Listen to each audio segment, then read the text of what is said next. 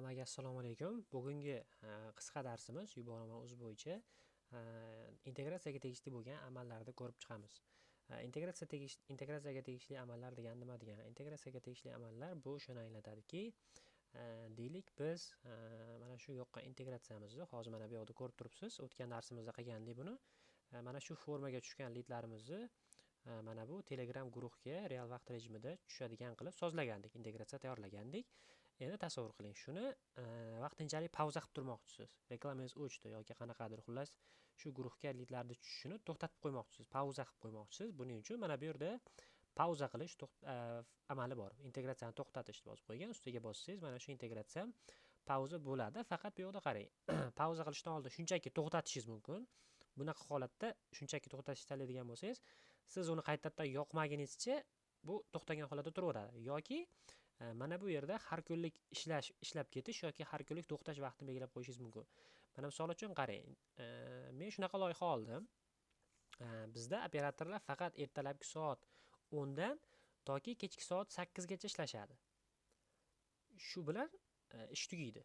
Deylik, faqat 8 dan 10 gacha guruhga lidlarni tushadigan qilib qo'ysak bo'ladi.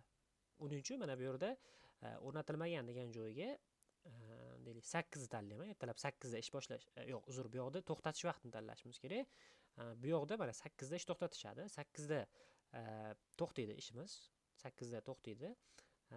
Shuning uchun 8 da reklama va bu yoqda qilgan integratsiyamiz ham to'xtaydi. Undan keyin ish boshlash vaqti, ya'ni ishga tushish vaqti. Bu integratsiyamiz qachon ishga tushsin? Avtomatik. Soat 8 da. 8 dan 8 gacha ishlagani uchun mana shunaqa qilib sozladim integratsiyamni. Demak, hozir integratsiyam soat 8 da to'xtaydi, ertalabki soat 8 da yonadi. Endi keyingi masala bor. Tasavvur qiling, shu kechasi 8 dan ertalabki 8 gacha tushgan lidlarni qachon yuborish kerak? Uni mana bu yerda sozlaymiz. Lidlarni yuborish vaqti. Endi 8 da qarang, ishimiz boshlansa, demak, bu lidlarni biz kechasi bilan tushgan lidlarni soat 9 ga yuboradigan qilib sozlab qo'yishimiz mumkin. Buni mana shu tepadagilarni to'ldirib, mana bu to'xtatish tugmasini bosadigan bo'lsak, mana bu integratsiyamiz har kuni 8 da o'chadi, ertalab 8 da yonadi, 9 da o'sha kechasi bilan tushganliklarni tashab beradi. Hamma narsa o'zini avtomatik bajarilib boraveradi, tushunyapsizmi? Siz qanaqadir aralashib, nimadir qilishingiz shart emas.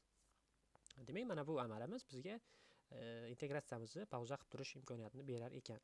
Undan keyingi masala mana bu yerdagi tugma, bu to'xtatilgan lidlarni yuborish. Deylik, sizga hozir lid kerak bo'lib qoldi. Tushgan lidlarni, pauza holatidagi tushgan lidlarni yubormoqchisiz. Qaytadan integratsiyaga yubormoqchisiz.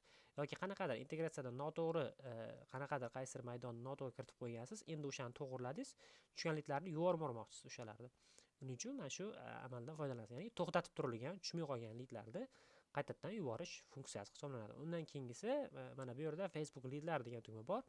Facebook lidlarda bosadigan bo'lsak, biz mana shu tanlagan formamizga tushgan lidlarni yoki o'zimizning kompyuterimizga CSV fayl qilib yuklab olishimiz mumkin, yoki o'sha oxirgi 3 kungacha bo'lgan muddatda tushgan lidlarni hammasini CRM ga yoki qanaqadir saytga avtomatik yuborishimiz mumkin.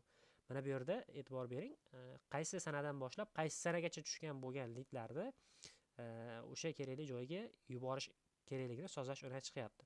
Bu yerda misol uchun bugun bor, 1 kun bor, 2 kun, 3 kunlik xullas tushgan lidlarni umumiy qayta yuborishimiz mumkin. 3 kun tanlab turib qayta yuborishni bosadigan bo'lsam, 3 kun ichida hamma tushgan lidlarimni boshqatdan mana bu Telegram guruhga yuborib beradi bu funksiya. Demak, hozir menga bu kerak emas. Undan keyingisi integratsiyani tahrirlash tugmasi. Mana shu qilgan integratsiyamizni qaytadan sozlash imkonini beradi bizga. Xo'p, undan keyin nusxalash funksiyasi, bu mana shu tugmani bosadigan bo'lsak, mana shu integratsiyamizni yana bitta boshqa nusxasini yaratib beradi. Bu hali bo'lib to'liq ishlab chiqilgani yo'q, endi ishlab chiqish jarayonida. Undan keyingisi tugmasini bosadigan bo'lsak, mana shu integratsiyamiz haqida batafsil ma'lumot yoki statistikalarni olishimiz mumkin. Mana bu yerda e'tibor bergan bo'lsangiz, shu oy filtri turibdi, shu oyda bir dona lid tushgan. Mana bu ham bo'lsa, mana bu Telegram guruhga testoviy yuborgan lidimiz. Bu lid ma'lumotlariga kiradigan bo'lsak, o'sha Facebookdan kelgan lidda maydonlari, foydalanuvchi ma'lumotlari, Telegramga yuborilganligi haqida log xabarlarni bu yerda ko'rishimiz mumkin bo'ladi. Tak, undan tashqari bu yerda ommaviy amallar bor. Ommaviy amallar degani mana shu, misol uchun bu yerda 10 ta integratsiya bo'lsa, 10 tasiga bir vaqtda qanaqadir amalni bajarishimiz mumkin. to'xtatib qo'yishimiz mumkin, ishga tushirishimiz mumkin, qaytadan yuborishimiz mumkin yoki avtomatik rejimda o'chirishda o'zini holatiga qaytarishimiz mumkin bo'ladi. Demak, integratsiyalarga tegishli bo'lgan amallar shulardan iborat. Kerakli joyda ishlatasiz, kerak bo'lmasa lutchim tegmaganingiz yaxshi. Shu bilan bugungi darsimiz oxiriga yetadi. Keyingi darsda xudo xolasa target orqali tushgan lidlarni Google Sheets'ga o'tkazishni ko'rib chiqamiz.